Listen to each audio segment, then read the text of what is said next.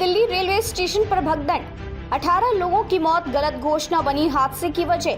18 लोगों की मौत, 25 से ज्यादा घायल, लेकिन ये आंकड़ा दूसरी खबरों से सामने आया है।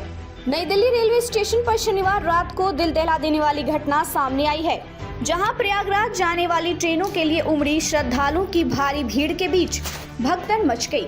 इस हादसे में 18 लोगों की दर्दनाक मौत हो गई, जबकि 25 से अधिक लोग घायल हो गए। प्रत्यक्षदर्शियों के मुताबिक भगदड़ की मुख्य वजह ट्रेन की गलत घोषणा और प्लेटफॉर्म पर यात्रियों की अत्यधिक भीड़ थी। कैसे हुआ हादसा?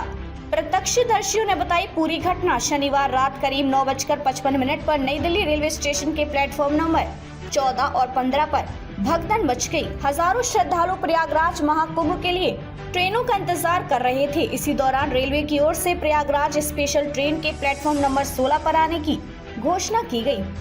हालांकि प्लेटफॉर्म नंबर 14 पर पहले से खड़ी प्रयागराज एक्सप्रेस के यात्री भी इसी ट्रेन का इंतजार कर रहे थे।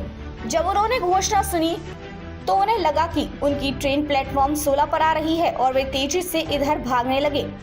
प्लेटफॉर्म 14 और 15 पर पहले से मौजूद भारी भीड़ इस अफरा तफरी में अनियंत्रित हो गई और भगदड़ मच गई। 42 सीढ़ियों वाले संकरे फुट ओवर ब्रिज पर भी बड़ी संख्या में यात्री चढ़ गए, जिससे स्थिति और बिगड़ गई।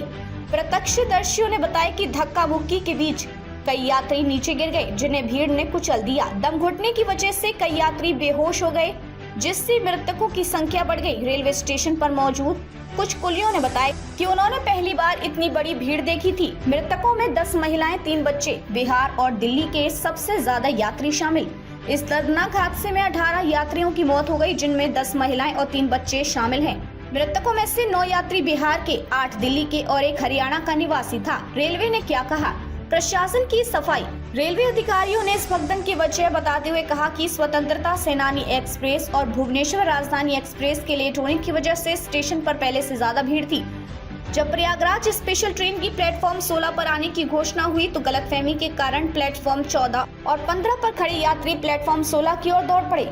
सीढ़ियों पर भीड़ जमा होने की वजह से भगदड़ की स्थिति बन गई। रेलवे ने यात्रियों से अपील की है कि वे घोषणाओं को ध्यान से सुने और केवल आधिकारिक सूचनाओं पर ही भरोसा करें।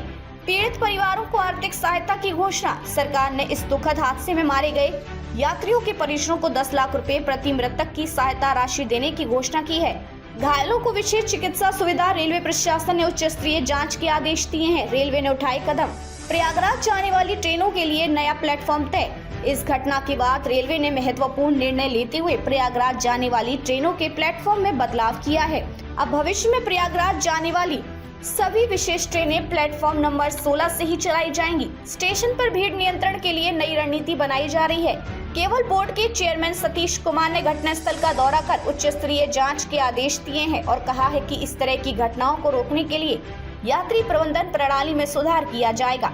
स्टेशन पर अतिरिक्त पुलिस बल तैनात किया गया है। भीड़ नियंत्रण के लिए नए नियम लागू किए गए हैं।